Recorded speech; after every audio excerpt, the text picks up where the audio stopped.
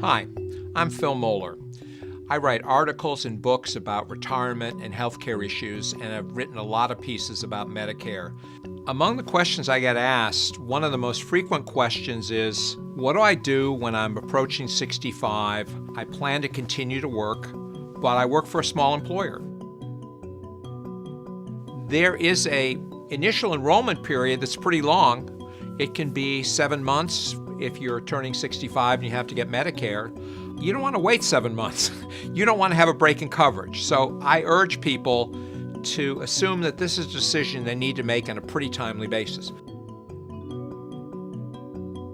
In most cases, when a person is about to turn 65 and they work for what I'll call a small employer with fewer than 20 people, they have to get Medicare. When that happens, their employer plan moves from being primary insurance provider to secondary insurance provider. What does that mean? It means Medicare becomes the primary insurance provider.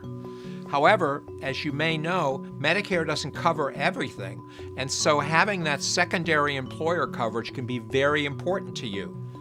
How important? Well, it depends on your employer plan, and one of the pieces of work you need to do before you turn 65 is make sure you understand how your employer coverage will work once it's no longer primary but secondary coverage. Some employer plans provide great secondary coverage, some not so great. You need to figure out which one applies to you. In particular, a lot of so-called retiree plans will continue to provide pretty good secondary coverage for things that Medicare doesn't fully pay for. They may also provide pretty good drug coverage, and this is an important consideration because Medicare can cover all of those things as well. You need to understand what's going to be covered, what's not going to be covered. Once you know that, then you can approach the Medicare decision, because getting Medicare, of course, doesn't just mean one thing. It could be, for example, that your employer plan does a really good job of picking up things that Medicare doesn't pay for. If that's the case, probably getting just Medicare A and B is okay for you. If your employer plan does not cover drugs, then you're going to want a Part D plan as well. Your job is to make sure you understand how your employer plan works.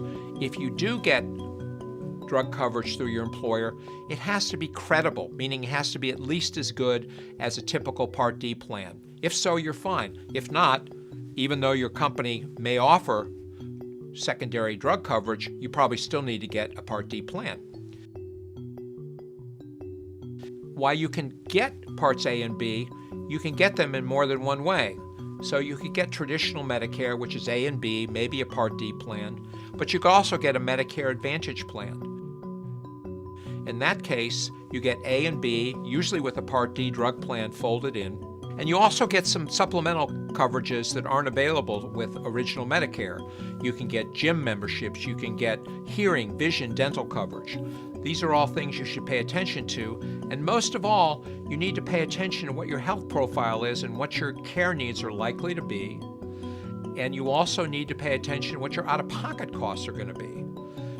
For example, there could be some plans that look terrific on paper with low premiums, but end up being very expensive if you use them. So how much health care are you going to use, and what's the best insurance plan to provide you the health care you need? You also need to pay attention to your family.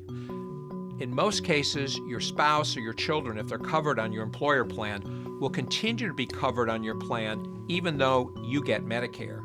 But you need to find this out and make sure that there are not any unpleasant surprises for you. This is especially the case if you decide you may want to just drop your employer plan. It could be, in some cases, just Medicare itself is fine. That's going to depend on the kind of coverage your employer plan provides and also on how much you pay in that premium. Does the premium drop when the plan moves from primary to secondary? These are things you got to pay attention to. And again, if you were to drop that plan, how would you insure your spouse and your kids? Those are very important considerations. Now, normally, I always tell people, well, talk to your employee benefits person. But when you think about that for a company that only has 20 employees, the odds of having an employee benefits person are probably not great. In this case, I think you're going to end up practically, you're going to talk to your health insurer. So I know we've covered a lot of ground today. I want to make sure you pay attention to what is your secondary coverage like? What kind of Medicare plans do you want? How are you dealing with your Part D drug plan? And is your family taken care of? Which you always want to make sure you do.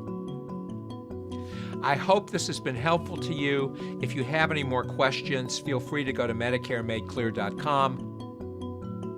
I'm Phil Moeller, and it's been a pleasure spending some time with you.